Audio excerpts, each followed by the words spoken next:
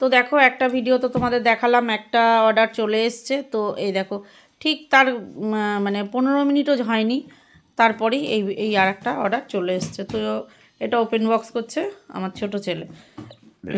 ওর এই open box করতে ওর খুব ভালো লাগে। তো আমাকে এখন আমি ভাবছিলাম একটু শোবো, তো ও শুতে দিল না, বলছে না আমি এটা খুলবো, তা না হলে কি বলেছিস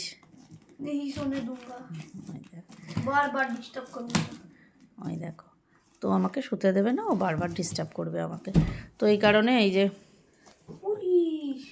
আর ইনার দেখো সব সময় এই যে হাফ প্যান্ট আর এই যে হাতা কাটা জামা, ওর নাকি ঠান্ডাই লাগে না,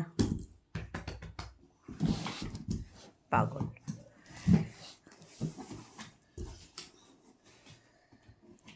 বাচ্চাদের আজকাল এই জামা কাপড় পরানোটা এত টাফ, মানে অশান্তি লেগে যায় এই জামা কাপড় নিয়ে, জামা কাপড় পরাতে। শীতের পোশাক কিছুতেই পরতে চায় না।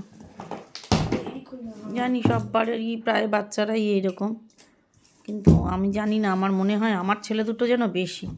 এটা বড়টাও তাই, বড়টা তো স্যান্ডো গেঞ্জি পরে থাকে। আস্তে আস্তে আস্তে,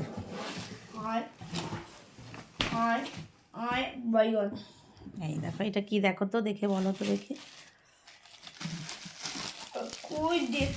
থাক, আর খুলতে হবে না, এরকমই থাক, পরে দেখি। এটা বোঝা যাচ্ছে তো। হ্যাঁ, এটা হচ্ছে মশলার কৌটোটা। তো আমি এটা অর্ডার করেছি। কারণ আমার রান্নাঘরটা দেখেছো, ওই রান্নাঘরে মানে এখনও ওটাকে তো তোমার মডেলিং কিচেন করব বলে ঠিক আছে, তো এর জন্য আমি কিছুই করিনি ওটার। তো ওই রকমই রয়েছে। এবার আমার না কৌটো কাটি অনেক কিছু রাখতে খুব অসুবিধা হয়ে যায়, রান্নাঘরটা যেহেতু ছোট, তো যেইখানে কৌটো রাখি সবই পড়ে যায়। তো ভাবলাম এইটা, এই যে অল্প জায়গার মধ্যে অনেক কিছু মশলা আমি রাখতে পারবো, তো সেই কারণে এইটাকে আমি নিয়ে নিয়েছি। হ্যাঁ, তো এটা আমি নিয়েছি। তো এটা আমাদের অনেকের বাড়িতেই আছে, অনেকেই পুরোটা ব্যবহার করে না, কেউ কিছুটা ব্যবহার করে, কেউ শুধু কৌটোগুলো খুলে ব্যবহার করছে। কিন্তু আমি জানি না, আমার এটা ভালো লেগেছে।